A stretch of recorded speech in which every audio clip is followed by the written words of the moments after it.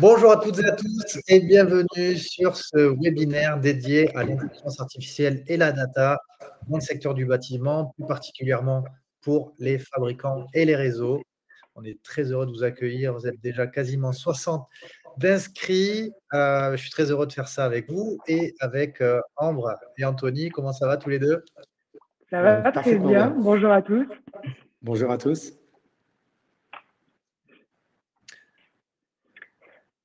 Du coup, On va commencer. Donc oui, Vas-y. aujourd'hui, on va parler d'IA et de data. Vous l'avez vu de toute façon dans le titre et dans l'invitation. Mais ce webinaire, il est quand même 100% humain. On n'est pas encore des robots à vous parler. Et donc, il doit être 100% interactif. Donc, pour commencer, on va vous demander typiquement dans le chat de nous dire qui vous êtes, votre entreprise, votre métier, votre ville, pour qu'on sache un peu à qui on s'adresse. Et ensuite, tout au long de la session, ce qui serait intéressant, vous avez un onglet en bas à droite qui s'appelle Questions. Donc, typiquement, tout au long de la présentation, vous allez pouvoir y intégrer vos questions, vos retours. Et on pourra prendre un moment à la fin pour y répondre et surtout faire de cet échange un échange encore plus constructif. Super, je vois que le chat est déjà enflammé. Bonjour Roberto, bonjour Benoît, bonjour Christophe. Présentez-nous votre société, d'où vous nous regardez. Et puis, on est quand même dans l'innovation là, donc posez-nous toutes vos questions, on se fera un plaisir d'y répondre tout à l'heure. Donc, pour se présenter, je commence. Donc, moi, je suis le cofondateur d'Eldo et son PDG. Et maintenant, ça ne me rajeunit pas, mais ça fait une vingtaine d'années que j'accompagne des industriels, des distributeurs du bâtiment. Alors, ça va bientôt faire 10 ans avec Eldo et 10 ans avant avec des grands éditeurs de logiciels. Et très heureux de vous partager cette nouvelle page qu'on est en train d'écrire avec la data et l'IA pour vous aider au quotidien. Et de mon côté, ça fait 6 ans moi, que je suis chez Eldo. Après plusieurs années auprès des installateurs, j'accompagne maintenant les marques et les industriels du BTP en tant que responsable grand compte. Et bonjour à tous, Anthony Body. Donc, j'ai eu une première vie où pendant une quinzaine d'années, j'ai été constructeur de piscines. Jusqu'à avoir 3 magasins, une entreprise de maçonnerie. Et puis, lorsque les années 2000 sont arrivées, je me suis pris de passion pour Internet. Et donc, j'ai créé un logiciel de gestion qui s'appelle Extravat, que j'ai gardé pendant 15 ans et que j'ai cédé à une société allemande. Et ça fait 1 an que je m'intéresse de très près maintenant à l'IA à travers plusieurs cas d'usage, dont un que je vais avoir le plaisir de vous présenter tout à l'heure. Merci Anthony. Merci Anthony. Donc au programme aujourd'hui, on va voir déjà ce que l'IA change concrètement pour votre business. Puis on va élargir un peu comment l'IA transforme les métiers du BTP. Mais pas que. Chez nous aussi, il y a du changement en tant qu'éditeur de logiciels. Donc, on évolue aussi avec vous et donc, on va vous présenter un peu ça. Et surtout, ce que vous attendez, je suppose, on va terminer par des cas d'usage très concrets. Donc, des applications de l'intelligence artificielle qui vous permettent de vendre plus, de gagner du temps et de mieux piloter votre activité au quotidien. Donc, le tout dans un format qui est court, concret et orienté action. Le but, c'est vraiment que vous repartiez avec plein d'idées directement applicables dès demain. Pour ceux qui ne nous connaissent pas encore, une petite présentation rapide quand même d'Eldo, donc avec JB et moi. On existe depuis 2016. Aujourd'hui, on est une équipe de 40 passionnés avec une mission commune, créer les meilleurs logiciels pour accélérer la rénovation de l'habitat. Donc cette mission, on la porte à côté de plus de 120 marques et de plus de 10 000 installateurs en France et à l'international. Bref, on avance avec vous pour faire bouger ce secteur de la meilleure des manières. Alors, on a 2 typologies de produits. On a Eldo Pro, comme son nom l'indique, qui est destiné aux professionnels, et Eldo Network, qui est destiné aux fabricants et réseaux. La partie Pro est composée de deux parties. Une partie plus marketing et réputation qui permet aux professionnels de récolter des avis clients, de gérer leur fil Google, de gérer leurs réseaux sociaux, de faire du parrainage. Et on a Hoplite Pro qui est plus sur la gestion commerciale. Et sur ces produits, on a déjà commencé à mettre de l'IA depuis quelques mois, depuis quelques temps. On voit que ça apporte beaucoup de valeur aux professionnels.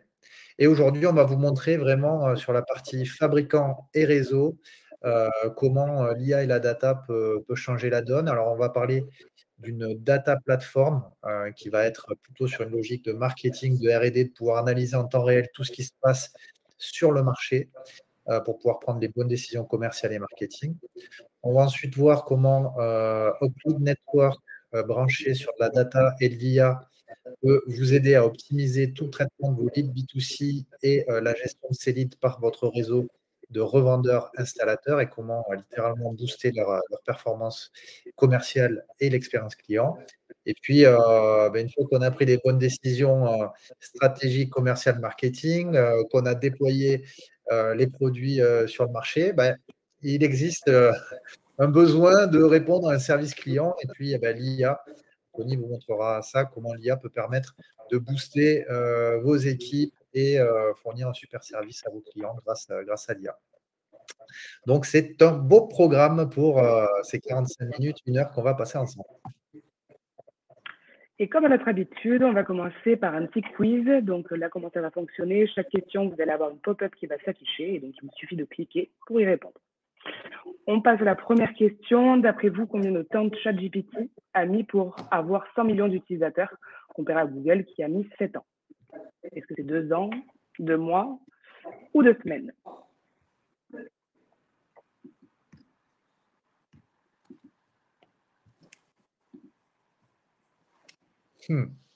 C'est serré entre 2 mois et 2 semaines.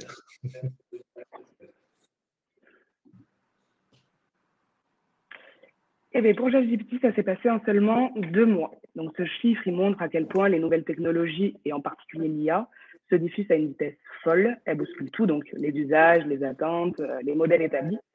Et ça vous concerne directement. Vos clients, vos équipes, vos partenaires, ils sont déjà dedans.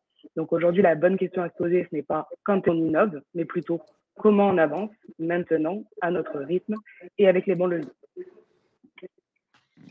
Deuxième question, quel pourcentage de données collectées par les entreprises ne sont jamais utilisées d'après vous?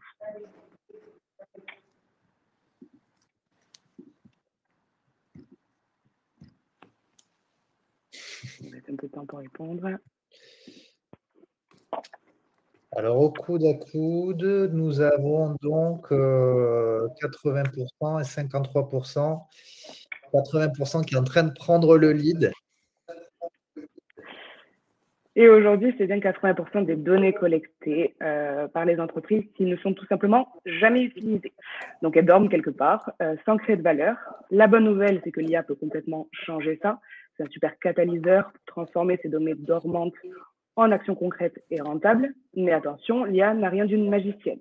Pour qu'elle fonctionne vraiment, il faut lui donner à manger des données de qualité, c'est-à-dire propres, structurées, bien organisées. En clair, pas de bonne IA sans bonnes données. C'est un peu la base pour en tirer de bons bénéfices et de vrais bénéfices. Et enfin, dernière question. Selon McKinsey, combien d'entreprises pourraient disparaître d'ici 2030 si elles n'adoptent pas l'IA?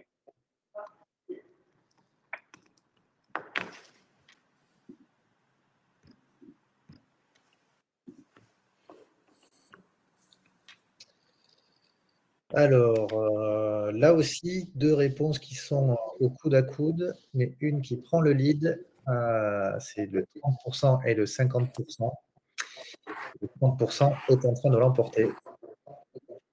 Effectivement, c'est 30%. Donc, ce chiffre, il est là pour alerter, pas pour faire peur. L'idée, c'est pas de devenir, que tout le monde devienne tout d'un coup un expert en intelligence artificielle du jour au lendemain.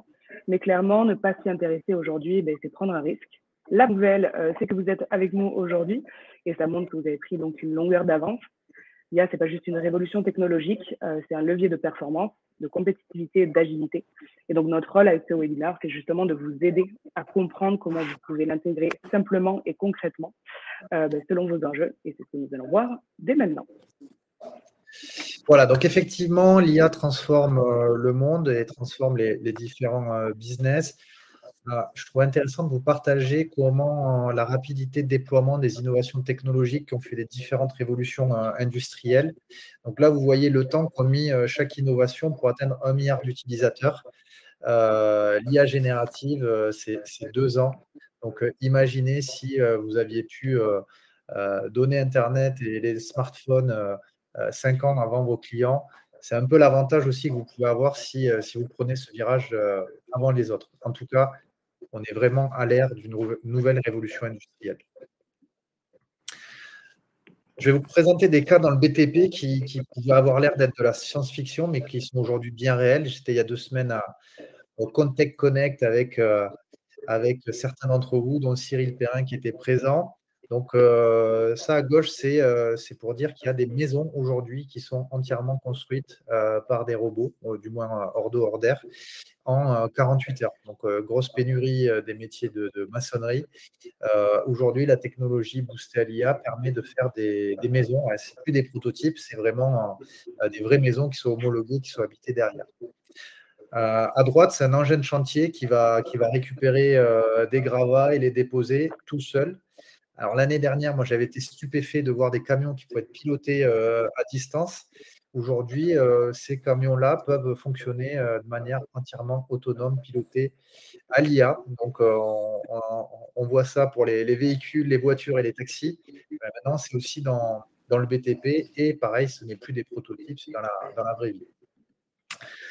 3 autres exemples aussi, parce qu'il y a beaucoup de fabricants qui sont là aujourd'hui. Donc, sur les chaînes de production, au milieu et à droite, il y avait beaucoup de tâches. Vous avez beaucoup de tâches qui sont faites par des manutentionnaires dans vos sociétés. Et là aussi, notamment en Chine, on voit de plus en plus de robots qui réalisent des tâches qui étaient réalisées par des manutentionnaires qu'on ne pensait pas pouvoir robotiser. Donc là, c'est en train de s'accélérer très fort. Et sur la gauche, on voit aussi un robot plâtrier et peintre qui permet de faire une maison 3 fois plus vite et 2 fois moins cher. Donc, c'est en train de s'accélérer très fort, même sur les chantiers, là où on pensait que ça ne pourrait jamais arriver. Alors, chez nous, dans le logiciel, ça bouscule très fort aussi. Et je dis même qu'on a du souci à se faire. Là, c'est à droite, c'est Sam Altman, le patron d'OpenAI, l'entreprise qui est des ChatGPT. Et lui, il dit que c'est plus qu'une question de mois pour avoir la première société de logiciels valorisée à plus d'1 milliard de personnes, constituée uniquement d'une seule personne qui va fonctionner qu'avec des agents IA pour faire tourner toute son entreprise. Donc là, on a vu ça avec des entreprises qui sont 5 ou 10. Là, il dit que ça va être dans quelques semaines, voire quelques mois. Chez Eldo, on s'est mis il y a quelques mois aussi à mettre de l'IA partout, auprès de nos ingénieurs. Donc, tous nos ingénieurs utilisent des outils IA pour développer 2 fois plus vite, même si on a une taille d'équipe qui est moins importante. On le met dans nos produits pour nos clients, c'est ce qu'on va voir aujourd'hui. On l'utilise en interne pour pouvoir plugger notre base de connaissances sur l'IA pour permettre aux équipes de trouver plus vite la meilleure réponse. On l'utilise aussi dans les échanges avec nos clients pour pouvoir trier les mails, préparer les réponses et enregistrer les meetings, générer automatiquement les comptes rendus. Donc, on arrive à gagner jusqu'à 1h30 par personne. Donc, multiplié par plusieurs personnes, ça fait des gros gains de productivité. Là, on est en train de tester d'avoir l'historique client qui est synthétisé dans plusieurs outils grâce à l'IA avec une vue simple et synthétisée. Et puis marketing, vous voyez qu'on communique pas mal aussi. On s'appuie énormément sur l'IA pour pouvoir publier tous les jours, rédiger nos posts, traduire des vidéos en plusieurs langues, personnaliser nos communications clients. Donc, dans le logiciel aussi, il faut s'en emparer pour avoir un avantage et surtout ne pas être moins compétitif que les autres. Alors, vous pouvez nous dire en commentaire, vous, comment vous avez commencé à utiliser l'IA chez vous. Je vois que Benoît est en train de taper et je sais que vous avez tous commencé à faire des choses. Maintenant, on va voir comment l'IA va changer chaque service d'un industriel du bâtiment. Donc, en fait, l'IA, elle va être là pour absolument tous les services. Pour la R&D, analyser en temps réel les données marché, récolter du feedback client. Sur le marketing, pour optimiser les campagnes, ultra personnaliser les messages, faire des simulations visuelles. Sur le commerce aussi, pour booster les commerciaux, faire des devis à la voix, faire des devis grâce à l'IA. Et en fait, je vais passer rapidement, mais tous les services, absolument tous les services vont pouvoir être repensés, optimisés grâce à l'IA pour gagner en productivité. Donc là, on va vous montrer 5 cas d'usage vraiment liés à la partie R&D, marketing et commerce. Et merci à Benoît et Lydie qui viennent d'arriver, qui sont présents. Donc, 5 cas d'usage concrets de l'IA et de la data pour booster vos ventes. Avant ça, un rapide disclaimer. Donc, d'un point de vue RGPD, toutes les données exploitées par l'IA que vous allez voir aujourd'hui sont anonymisées conformément à la RGPD. Sur la partie service client IA, un des gros atouts aussi que vous allez voir, c'est que prône une IA souveraine, hébergée dans un cloud privé, avec les modèles Mistral entreprises françaises, pour ne pas qu'on ait les données sensibles qui partent aux États-Unis ou en Chine. Donc ça, c'est le premier point qu'on voulait partager avec vous. D'un point de vue innovation, parmi les fonctionnalités que vous allez voir aujourd'hui, tout est fonctionnel, mais tout ne sont pas encore activés dans nos produits. Donc, on va vous proposer, selon les thématiques, d'échanger avec vous si vous pensez qu'il peut y avoir un gros impact pour votre business, pour que vous puissiez faire partie des pionniers à en bénéficier et co-construire ensemble les solutions. Ne soyez pas surpris si l'IA hallucine, ne fournit pas toujours les bonnes réponses exactes du premier coup. C'est aussi une des caractéristiques de l'IA. Elle est apprenante et il faut lui faire du feedback pour fournir la meilleure réponse. Et enfin, un disclaimer important par rapport à l'IA, il va falloir l'utiliser avec parcimonie. On a un énorme challenge de rénovation, de consommation énergétique, et l'IA est très consommatrice d'énergie, 10 à 30 fois plus qu'une recherche Google. Si on demande quelle est la capitale de l'Italie, en moyenne, c'est 500 watts. C'est 20 minutes d'un four électrique. Donc, il va falloir, on a une responsabilité tous aussi de se dire comment on va pouvoir utiliser l'IA, pas quand c'est gadget, mais quand ça a une extrême nécessité. Alors, premier cas, plutôt orienté data, c'est la data platform. Donc, le contexte, c'est qu'on s'est rendu compte qu'en tant que fabricant, vous vendez à la distribution, qui vendent aux pros, qui vendent aux particuliers. Vous n'avez pas de visibilité en temps réel sur les ventes ou sur les devis pour anticiper ce qui se passe sur le marché. Ce n'est pas toujours simple pour vous de savoir vos parts de marché, vous attendez les informations des syndicats. Pas toujours évident de savoir comment vous performez face au marché, face à vos concurrents sur certaines typologies de professionnels. Savoir qui achète vos produits, à quel prix, quels accessoires, pouvoir anticiper vos stocks, la production, optimiser et savoir quel va être l'impact de votre stratégie de pricing ou la négociation que vous pourrez avoir avec la distribution. Donc, on a imaginé une solution qui permet d'agréger en temps réel les données de logiciels de devis facture. Ce qu'on va vous montrer là, ça puise les données de 30 000 entreprises et on va vous donner des tableaux de bord d'analyse en temps réel pour pouvoir comprendre votre marché, anticiper les tendances pour optimiser votre stratégie commerciale et marketing. Donc, je vais vous partager mon écran pour vous montrer ça. Hop. Vous voyez bien mon écran qui a changé. C'est bon.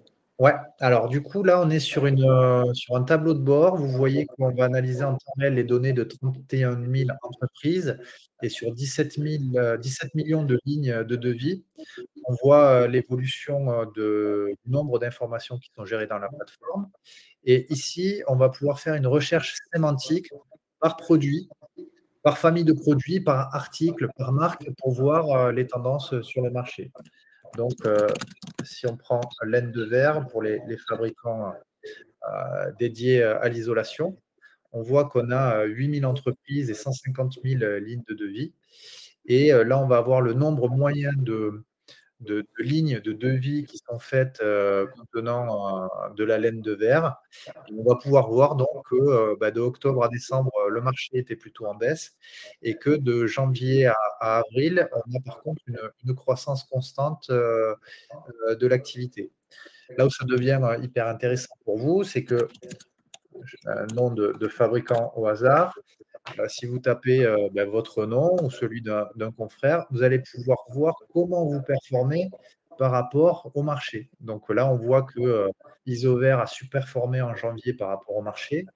certainement grâce à une réaction forte en termes de pricing sur la fin d'année qui avait une descente assez forte. Mais par contre, une baisse derrière sur les mois suivants. Si on prend un autre acteur, en revanche, on voit que celui-ci a eu plutôt suivi le marché et est en train de booster beaucoup plus fort que son concurrent sur les mois d'avril et de mai. Ce qui est hyper intéressant, c'est qu'en plus, vous allez pouvoir avoir une vue semaine. Vous allez pouvoir voir la répartition, le métier des entreprises concernées par la recherche sémantique que vous faites en haut, la taille des entreprises, le chiffre d'affaires des entreprises, la répartition en France. Et vous allez pouvoir aller voir directement dans les lignes de devis pour voir à quel prix sont vendus les articles ou les produits que vous aurez sélectionnés ici. Donc là, on voit que la laine de verre en question a été vendue 17 € du mètre carré pour 500 mètres carrés.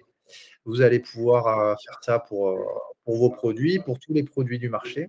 Et vous allez donc pouvoir comparer, comprendre comment sont pricés vos produits, comment ils sont vendus des professionnels au client final, quels sont les produits qui sont vendus en complément sur les devis. Et voilà, ça va être des éléments précieux que vous allez pouvoir utiliser pour affiner votre stratégie de pricing. Vous pourrez aussi faire des analyses, si vous le souhaitez, en comparant différents produits sur les différentes familles de produits que vous avez. Donc là, on a fait un test sur l'isolation. Ça prend un petit peu de temps pour charger parce qu'il y a des millions de données. Et là, vous pourrez voir effectivement l'évolution du tarif dans le temps avec des stratégies de pricing où certains vont plus réduire les prix que d'autres et vous allez pouvoir corréler ça avec les tendances de marché. Voilà, donc ça, c'était ce que je voulais vous montrer sur la partie Data Platform. C'est un partage très rapide. Néanmoins, si vous souhaitez en savoir plus, que vous voulez voir dans votre contexte ce que ça vous pourrait donner, il vous suffit de cliquer oui pour qu'on ait un échange ensemble pour voir comment la Data Platform, l'exploitation de la donnée marché en temps réel peut vous aider dans votre stratégie commerciale et marketing. Pour tous ceux qui ont des questions générales, comme on le disait, on vous répondra à la fin. J'ai vu qu'il y a eu quelques questions déjà. Donc, à la fin du webinaire, on prendra le temps de bien vous y répondre. Exactement. Bravo à ceux qui le font. Vous posez toutes vos questions. On va très vite sur les sujets. Donc, on pourra y revenir sur les questions. Et puis, prenez des moments d'échange. C'est aussi l'objectif de montrer comment la data et l'IA peuvent vous aider au quotidien. Ensuite, là, je vais vous montrer 3 cas pour booster votre business. Donc, Hoplite Network, c'est une solution de lead management qui permet donc, si vous êtes un fabricant qui génère des leads B2C pour votre réseau de revendeurs, on va booster ça avec de l'open data et de l'IA pour booster vos ventes. Ce qu'on voit, c'est que souvent, les leads ne sont pas hyper bien traités par les pros, qu'il peut y avoir des délais importants pour réaliser des devis, ça prend du temps. Le temps est long parfois pour déployer une innovation sur le marché, où vous allez dépenser beaucoup de R&D. C'est pas simple de prioriser les bons leads, pas simple de fournir une expérience client finale différenciante et souvent besoin de faire monter en puissance votre réseau. Ça fait une quinzaine d'années qu'on fait ça avec vous, donc on connaît bien ces challenges. Donc là, on va vous montrer Hoplite, notre solution de lead management, et voir comment, en la pluguant avec de l'IA et de l'open data, on peut venir résoudre ces problématiques. Donc, je repartage mon écran. Hop. Partager mon écran, tout l'écran. Hop. Et nous voilà donc sur Hoplite. Donc là, bon, il y a marqué Eldo, mais ça pourrait être le nom de votre entreprise, peu importe. Et je sais qu'il y en a plusieurs qui sont utilisateurs de cette solution aussi. On voit le nombre de leads qui ont été reçus, le nombre de leads qui ont été ouverts, traités, les ventes qui ont été générées, le chiffre d'affaires réalisé, le montant des devis en cours. Puis là, je vois qu'il y a un lead de Antoine Dupont qui est arrivé à Toulouse. C'est parfait. Donc, je crois que ce monsieur a un peu les moyens, donc je vais aller voir. Je vois qu'il veut faire une rénovation complète, ITE, fenêtre, chauffage. Je vais aller regarder sur la carte où est-ce qu'il habite. Donc, bon, c'est un petit pavillon modeste. Je m'attendais à mieux pour Antoine Dupont. Mais je veux aller exploiter toute la puissance de la data pour savoir si c'est vraiment un lead que je veux prioriser. Donc là, sur son adresse, je vais sur plus d'infos. Et je vois ici donc, que je suis positionné sur la parcelle qui concerne cette maison à son adresse. Je vois tout de suite la surface habitable, le nombre de niveaux. Et ce qui est intéressant, c'est qu'on va aller chercher plus d'une centaine de sources d'informations, dont les 10 millions de DPE qui sont à disposition en France. Et là, tout de suite, avant d'appeler Antoine Dupont, je vais pouvoir voir que le DPE de sa maison qui a été réalisé en 2023. Je vais voir l'étiquette, je vais voir la surface habitable, quel est son système de chauffage, combien il dépense d'énergie, le système d'isolation, les menuiseries. On pourra aller même plus loin dans le détail, avoir exactement le nombre de menuiseries qu'il y a sur sa maison, les déperditions. Si je fais du solaire, de la production d'énergie, je peux voir également le potentiel solaire qui existe sur sa maison.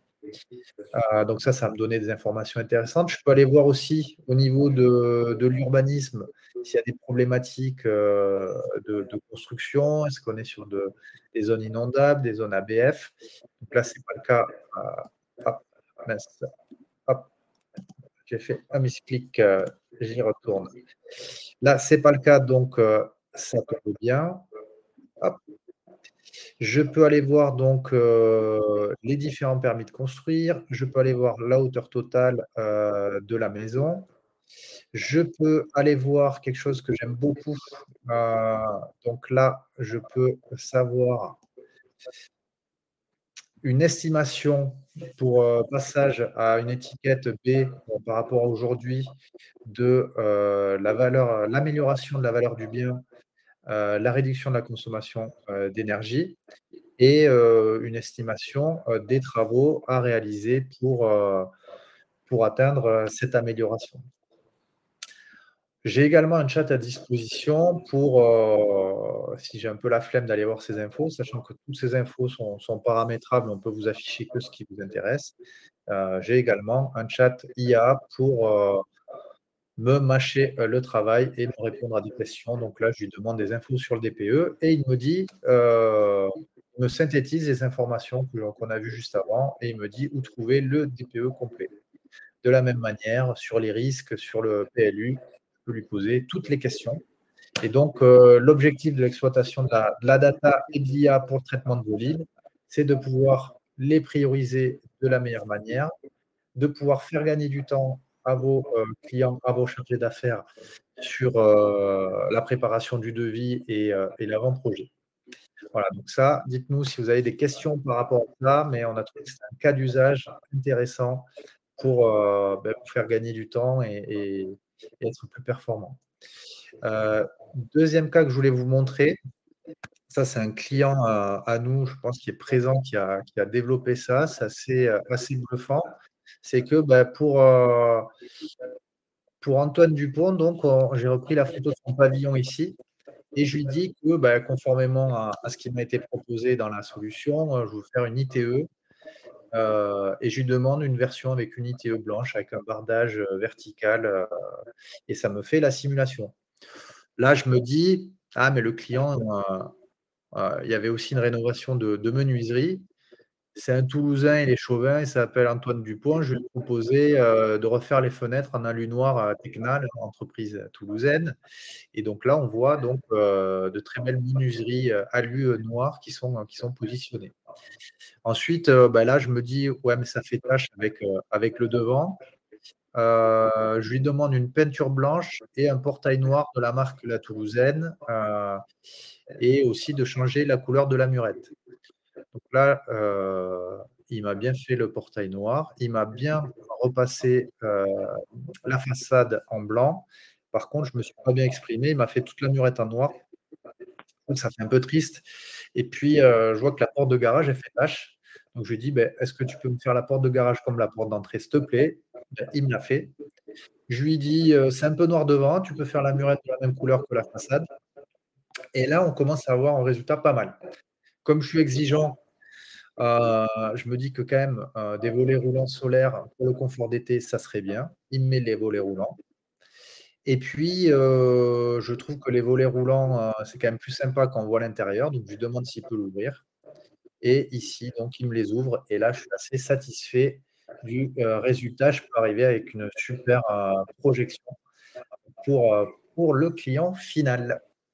Voilà, donc ça, c'est un autre, cas qu'on peut vous présenter, où on trouve que l'IA peut avoir un effet très différenciant et performant dans la relation client.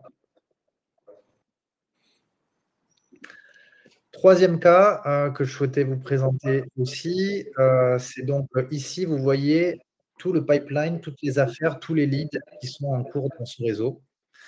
On s'est dit que ça fait 15 ans qu'on fait ça et que ça pouvait être intéressant de croiser, la performance de chaque entreprise, de chaque utilisateur avec la performance, globale, du marché et des meilleurs utilisateurs. Ici, donc, on a testé, on commence à avoir des résultats hyper intéressants. Quand on fait conseil IA, heu, on peut faire des préconisations IA sur, comment optimiser sa performance commerciale. Donc là, vous voyez que, l'IA joue un rôle de coach qui est fait aujourd'hui humainement par nos équipes, mais où on a mis l'intelligence dans le logiciel pour vous dire: «Aujourd'hui, au lieu de 69 000, vous pouvez aller générer 162 000 de CA parce que, aujourd'hui, voilà vos performances, par rapport à celles des meilleurs réseaux. Donc, vous avez un très beau taux d'ouverture et tout le reste est perfectible.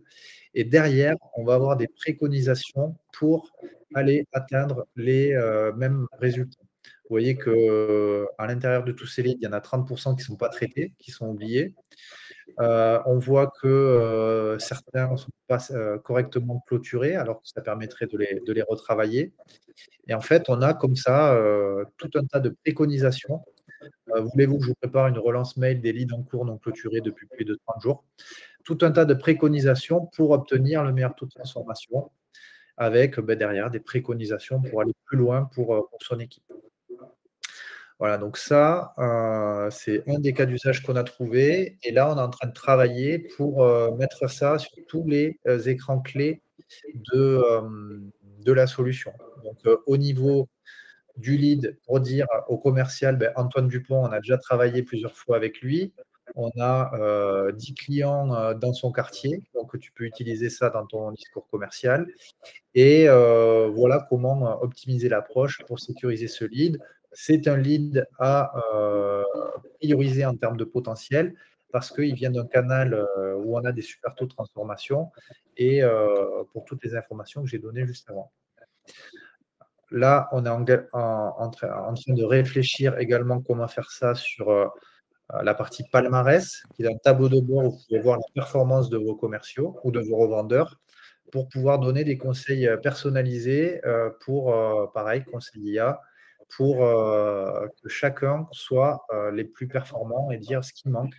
Donc, souvent, on voit que c'est dans la rigueur sur la rapidité du cycle de vente ou alors par la spécification de certains qui sont meilleurs sur certaines typologies de produits.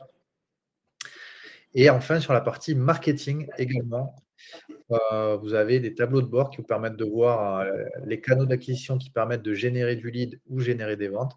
Et là, de la même manière, on est en train de travailler pour donner des préconisations sur les meilleurs canaux d'acquisition et comment optimiser le taux de transformation, les ventes sur chacun des canaux.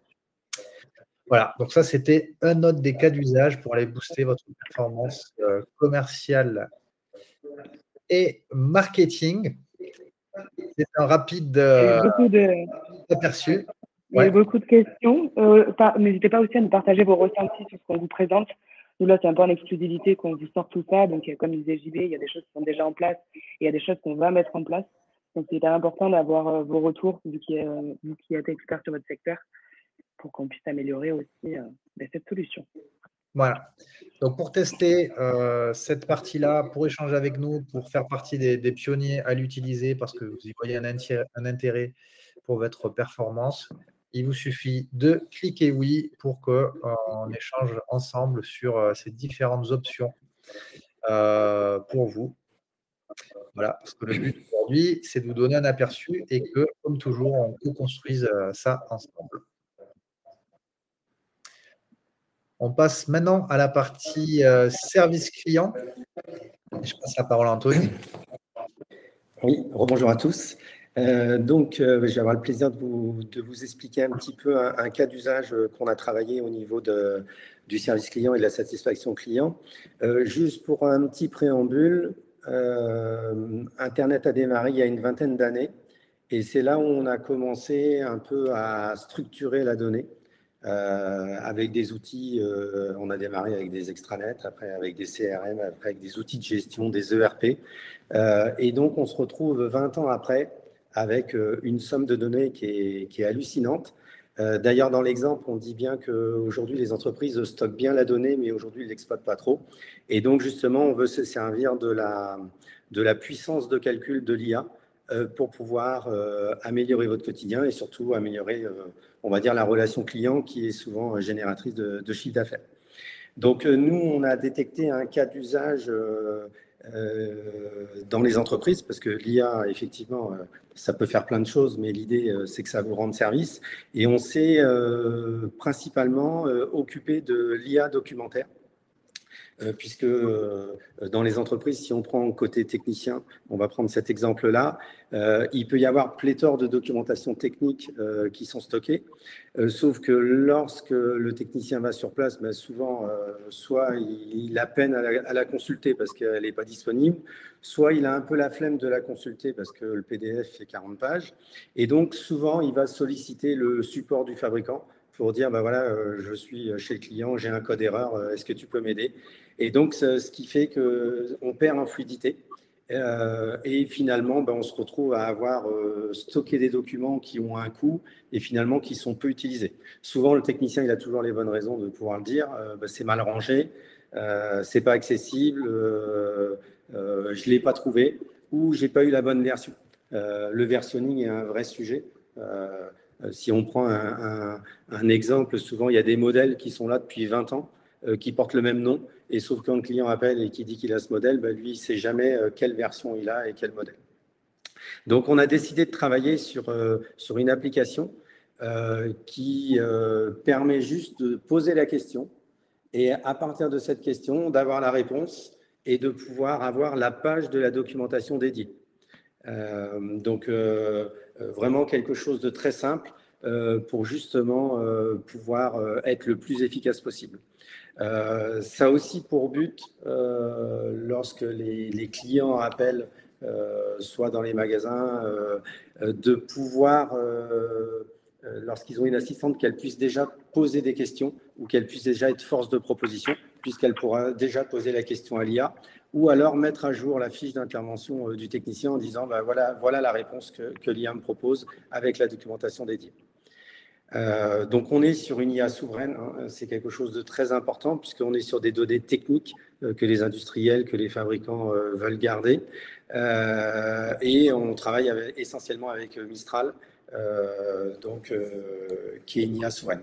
Comme l'a dit Ambre, il faut de la data de bonne qualité pour avoir des réponses de bonne qualité. On a fait beaucoup de travail avec des fabricants. C'est vrai que nous, on sera force de proposition sur les documentations, parce qu'il y a beaucoup de documentations qui ne sont pas paginées, par exemple, qui n'ont pas les bons versionning, qui ont beaucoup de schémas avec des pictos qui n'ont pas d'explication, des tableaux qui sont à améliorer. Donc, on sera vraiment force de proposition pour avoir un taux de réponse qui soit supérieur à 8 sur 10. Aujourd'hui, on a 8 réponses sur 10.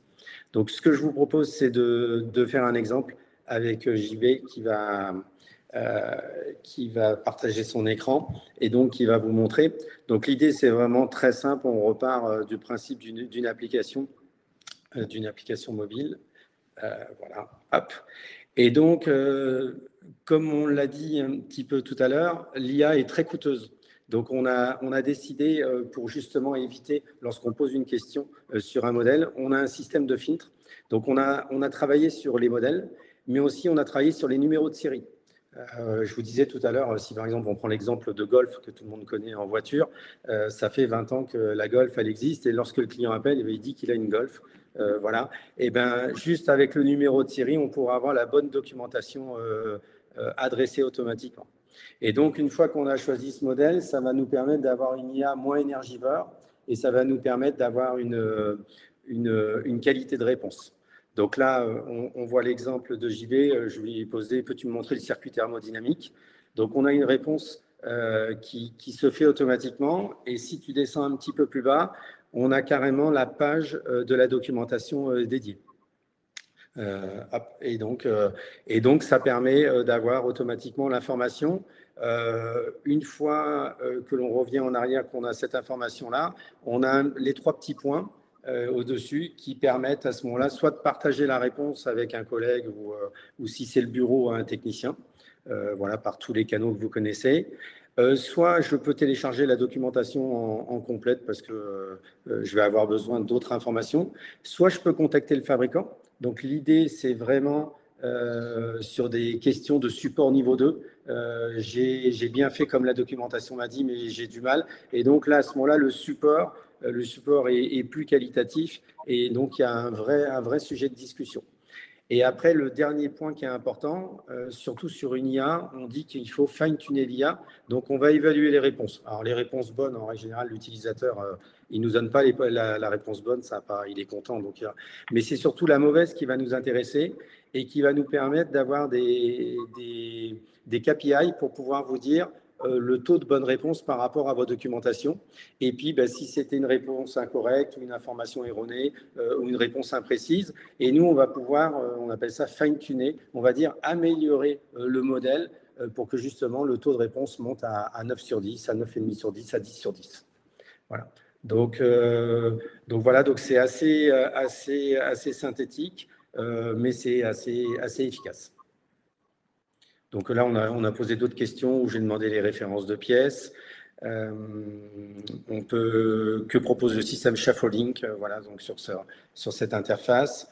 Voilà, donc le principe est assez identique à ce que vous connaissez, type ChatGPT, mais on est sur une IA privée, souveraine et métier, donc qui a pour but de faciliter la vie et des assistantes et des techniciens terrain et du support côté fabricant.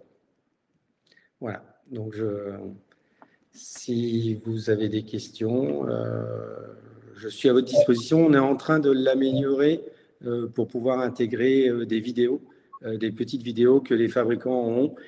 Donc, pour que justement, quelquefois, la nouvelle génération est assez fan. Donc, ça marche en mode vocal. Donc, pour la nouvelle génération, c'est parfait. Et c'est vrai qu'ils aiment de moins en moins lire. Donc, si on leur met le petit tuto vidéo qui va bien, ça va aller encore mieux. Donc, voilà. Donc, je suis à votre disposition pour toute question sur cet outil documentaire.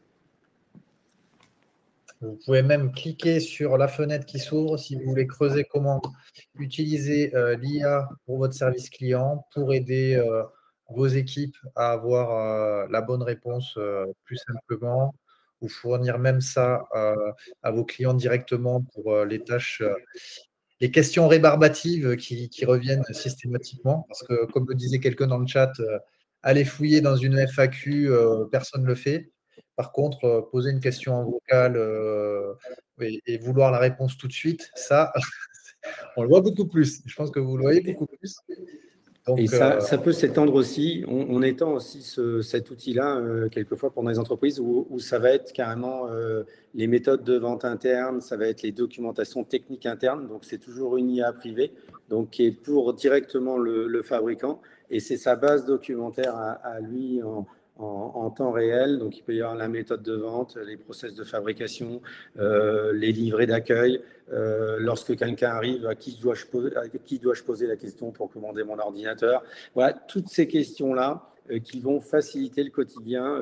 Donc là, on était sur un cas d'usage, on va dire côté externe avec des techniciens, un magasin et un client final, mais ça peut fonctionner aussi en interne dans l'entreprise. Tout à fait. Bravo, merci Anthony. Dites-nous en commentaire ce que vous avez pensé de ces 5 cas d'usage. Voilà, on fait en sorte de répondre aux enjeux qu'on capte le plus au quotidien, mais on est preneur aussi de savoir les cas d'usage et les sujets qui vous intéressent le plus, ce qui pourrait vraiment révolutionner votre business ou lever des petits irritants aussi. Des fois, on n'est pas obligé de tout casser. Et puis, on va passer aux questions. Je crois qu'il y a pas mal de questions. Merci. Ouais. Hop. Alors, les questions. Vous pouvez voter pour les questions qui reviennent le plus. Vous l'avez fait. Je vais prendre celles qui ont le plus de votes. Alors, Romain Després qui nous dit Hoplite booster à l'IA un coût supplémentaire ou c'est compris dans le tarif standard? Non, c'est pas compris. Donc aujourd'hui, l'IA, il y a des coûts de tokens qui sont importants. Les LLM fonctionnent sur ça. Donc la partie boost à l'IA aura forcément une partie variable parce que derrière, il va falloir rémunérer les LLM qui fonctionnent, sur lesquels sont basées les solutions.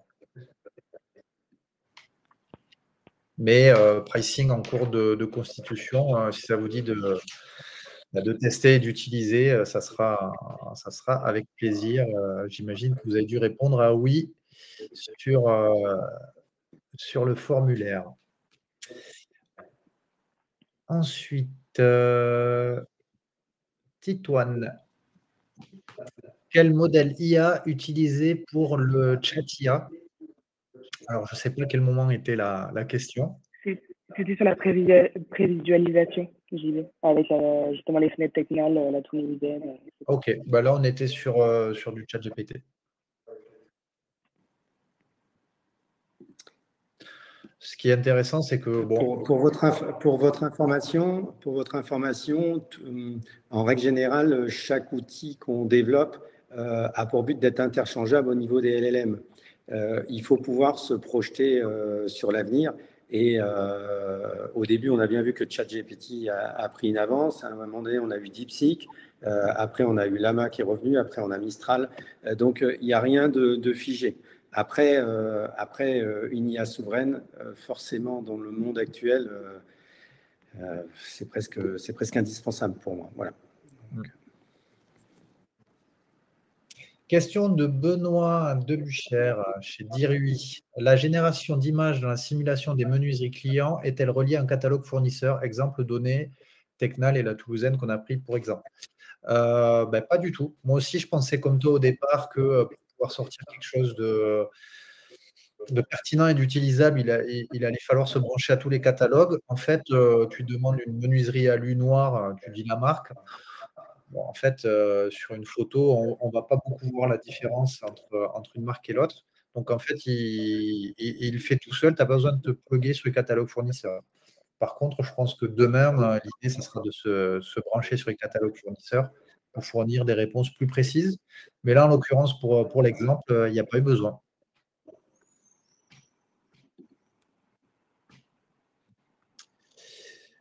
Alors, ensuite, Sally, la réponse est apportée. Sally Vigneault. Quelle techno dernière? Agrégation de plusieurs LLM. Comme disait Anthony, soit c'est interchangeable, soit c'est des agrégations, soit c'est ça dépend des cas d'usage. Voilà, en fonction de vos retours aussi. Complètement. Et ça va même aller un peu plus loin, puisque au début, on avait plusieurs LLM. Après, on a décidé d'agréger les LLM. Mais en plus, là, on est déjà à la 3e étape où, en fonction de la question, on va aller chercher le bon LLM. Par contre, il y a une chose qui est très importante, il faut que ça soit économique, puisqu'il y a des frais de token chaque fois qu'on sollicite l'IA. Et il faut faire en sorte que ça soit le moins coûteux possible, parce que ça peut être énergivore. Aujourd'hui, le tarif qui est proposé, par exemple, à ChatGPT, la licence à 20 € par mois, ce n'est pas du tout le vrai prix. On serait plus proche des 200 € par mois. Mais aujourd'hui, ils veulent évangéliser l'IA, donc ils font que ça soit très accessible. Mais il va y avoir une vraie stratégie que ça soit le moins coûteux possible. C'est un vrai défi. Ouais. Coûteux d'un point de vue financier et environnemental. En ressources, quoi. Et environnemental, oui. Surtout que les gens, ils disent bonjour et merci à l'IA. Donc, ça coûte chaque fois 3 €. Donc, c'est assez... Alors, Benoît, l'analyse de performance des commerciaux et des supports marketing est bien faite. Intéressé par ces analyses. Ok, bah écoute, merci pour le feedback. C'est le début, mais en tout cas, on va continuer de l'affiner, de l'améliorer avec vos retours. Mais on pense qu'il y a un gros sujet pour faire monter les équipes et les entreprises en performance, parce que souvent, on est dans son quotidien, on pense qu'on a toujours fonctionné comme ça et que ça fonctionne bien et qu'on ne peut pas fonctionner mieux. Mais le fait de pouvoir se benchmarker, se comparer à ses confrères, ça permet de voir qu'il y a souvent des axes d'amélioration. Et puis, ça bouge très vite en ce moment.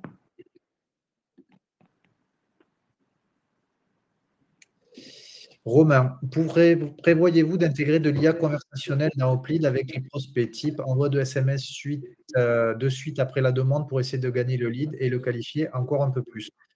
Ça fait partie des sujets. On pourrait aussi mettre des chats sur l'IA directement sur les formulaires et sur les sites pour mieux qualifier la demande. Ça fait partie des réflexions. Ça peut être juste après, ça peut être au moment. Il y a plusieurs réflexions dans ce sens-là. D'un point de vue marketing, il faut aussi trouver le moyen de ne pas trop limiter et de vite convertir ton lead pour après le travailler. Donc, il y a pas mal de choses à faire dans ce sens-là, mais tout ce qui peut aller vers une meilleure expérience client et plus de performance commerciale ou marketing, c'est clairement les sujets sur lesquels on travaille.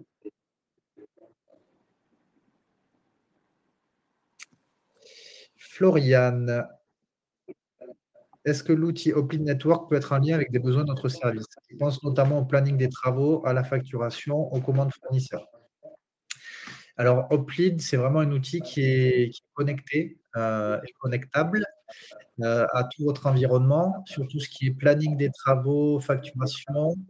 On est connecté à des logiciels dont c'est le cœur de métier comme Extrabat. Hein, c'est comme ça qu'on s'est connus avec Anthony. Je crois que les équipes Extrabat sont là. On est connecté également avec ProDevis, qui sont dans la menuiserie. Sur la partie planning travaux, on est partenaire. On a une joint venture avec Crafteo qui a vraiment fait son cœur de métier sur le planning des travaux. Et pour tout ce qui est extranet, commande fournisseur, on a développé des connexions natives, temps réel, avec les fournisseurs, avec les fabricants.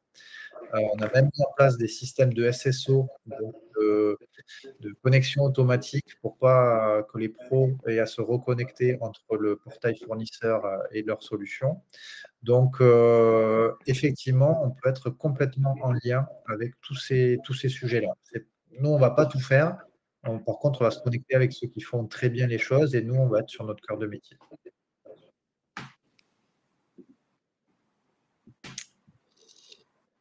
Sally, j'ai bien compris. S'il me paraît que le cas numéro 1 et le cas numéro 2 ne s'adressent pas du tout à la même cible. Cas 1, industriel. Cas 2, artisan poseur. Donc oui, Sally, le premier cas, il est très orienté fabricant, études de marché nationale, voilà, vraiment comprendre le marché.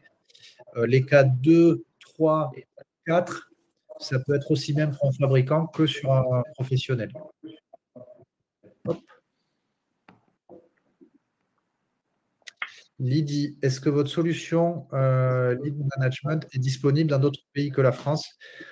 Oui, on est dans 200 pays. Je crois qu'on a des leads qui sont gérés quasiment dans le monde entier. Donc, on est dans une quinzaine de langues et aujourd'hui, avec l'IA, on peut faire une nouvelle langue très vite. Donc, je ne sais pas si vous avez rempli le formulaire, mais c'est tout à fait possible. Benoît Bornet. Est-ce que la plateforme élastique se couple au CRM existant au travers d'une API? Pas aujourd'hui, mais on a commencé à travailler sur une API pour connecter les données, pas encore pour embarquer l'interface. La première étape, c'est déjà de pouvoir remonter une donnée de qualité pour de la prise de décision. Donc voilà, si vous avez pris rendez-vous sur la data platform, on pourra en discuter.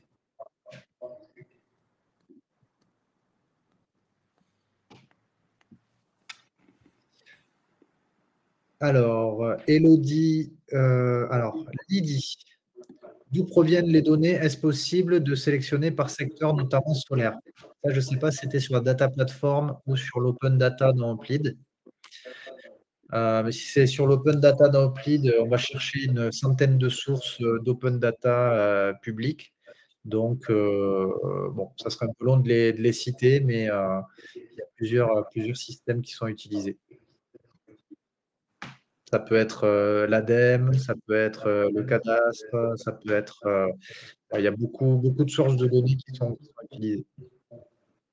Et on peut en rajouter des nouvelles si vous en avez aussi des pertinentes, des intéressantes que vous pourrez exploiter pour une bonne prise de décision.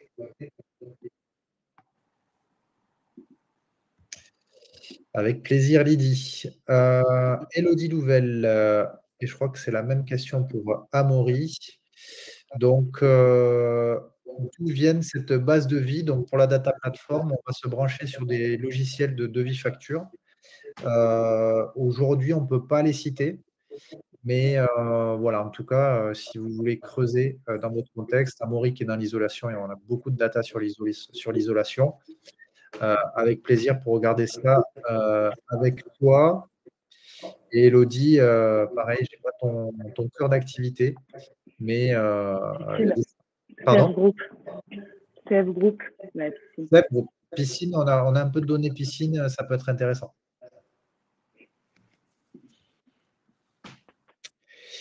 Allez, je continue sur les questions. Mathilde Bruck, donc Concorde Data Platform, sur les 30 000 entreprises concernent vos clients ou le marché en lui-même sur lequel vous êtes allé chercher des informations?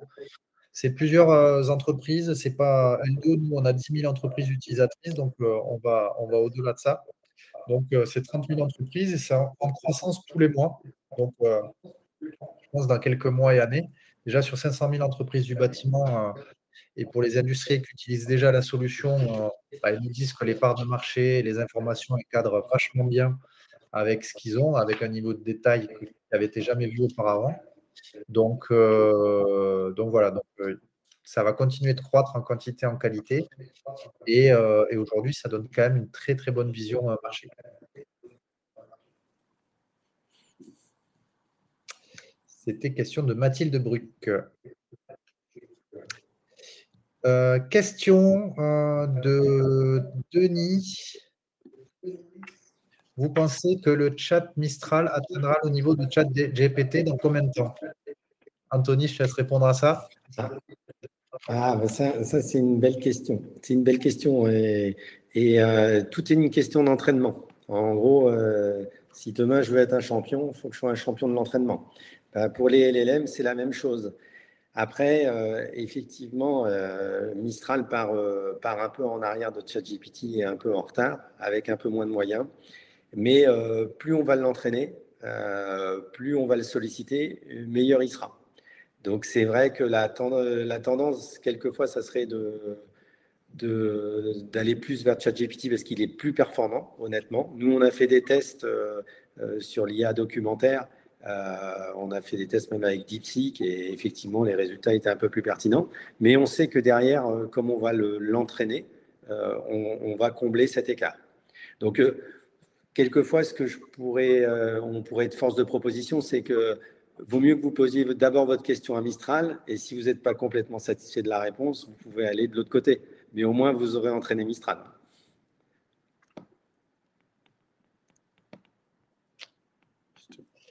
Dites-nous en commentaire si Jimmy, notre directeur technique, qui répond en disant le partenariat avec NVIDIA va vraiment mettre un coup de boost pour l'entraînement côté Mistral. C'est une question de Cocorico. Oui, complètement.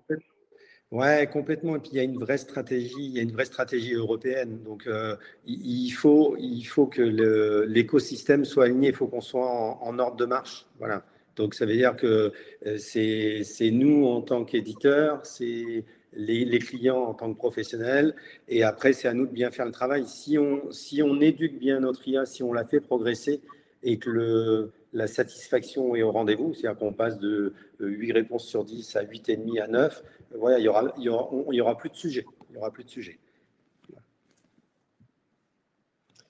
Benoît Bornet, quel est selon vous le principal frein à l'adoption de l'IA dans les petites entreprises du bâtiment? Ambre, tu veux répondre? Là, c'est souvent de la méconnaissance, c'est de la peur. Mais à partir du moment où on leur présente bien les choses, qu'on leur montre que c'est simple à utiliser, qu'on leur met les bons outils entre les mains et qu'on leur montre effectivement que la donnée est sécurisée aussi, derrière, ils voient que ça leur fait gagner du temps, donc c'est adopté très vite. C'est plus l'étape à passer que vraiment l'adoption en tant que telle. Complètement, oui. Pour rebondir, c'est vraiment les cas d'usage. Là, on travaille sur des cas d'usage pour pouvoir réaliser des devis en mode vocal grâce à l'IA. On est sur du contrôle de facture, sur des tâches rébarbatives qui sont énergivores, qui n'ont aucune valeur. Voilà, il faut trouver des cas d'usage qui fait qu'une petite entreprise dit bah oui, effectivement, ça me convient et ça m'apporte de la valeur, ça me libère de la charge mentale. Donc, effectivement, go, j'y vais. Mais il faut être efficace. Voilà, il faut être efficace et avoir un effet waouh sur au moins ce qu'on présente, de dire ah oui, je vois l'intérêt. Ouais. Et après, on le voit, nous, dans tous les installateurs qu'on accompagne, il y en a de plus en plus qui s'y mettent, parce qu'ils s'y mettent d'un point de vue personnel. Et du coup, derrière, pareil, ils voient que ça les aide au quotidien et donc ils le mettent dans leur entreprise. Donc, on voit de plus en plus d'entreprises installateurs qui utilisent l'intelligence artificielle, au moins pour le marketing dans un premier temps et dans l'optimisation de process dans un deuxième temps. Ouais. Moi, pour amener un peu de l'eau au moulin, pour amener un peu de l'eau au moulin, on avait fait une enquête sur une base de professionnels, effectivement, dans le monde de la piscine. Il y avait 91% des pisciniers qui disaient on ne va pas passer à côté de cette révolution, quoi. On a un peu tergiversé pour Internet, donc on a un peu traîné la patte.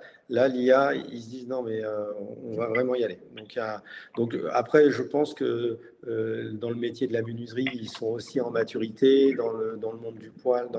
Voilà. En règle générale, le monde du bâtiment est assez aligné sur ça. Ouais, moi j'ai une conviction, je pense que l'IA, il faut qu'elle soit embarquée dans les outils du quotidien pour qu'elle soit adoptée. Si une entreprise elle doit mettre de l'IA partout par elle-même, elle n'y arrivera pas, une PME. Si par contre ses outils du quotidien, son outil d'emailing, son outil de devis, son outil de CRM fournit de la data et de l'IA, là ça se fera tout seul, je pense. Complètement. Et en tant qu'industriel, vous les accompagnez sur beaucoup d'aspects, c'est ce qui permet de les fidéliser généralement. Si vous leur fournissez justement des outils avec de l'IA et que vous êtes donc les premiers à les accompagner sur cette partie, bien évidemment, ça aura un bel impact sur vous, la manière dont vous les aidez à développer leur activité et donc à renforcer votre réseau. Pour rester dans la thématique, comment éviter que l'introduction de l'IA ne crée un sentiment de surveillance ou de déshumanisation dans les équipes terrain? N'y a-t-il pas un risque et une peur des techniciens?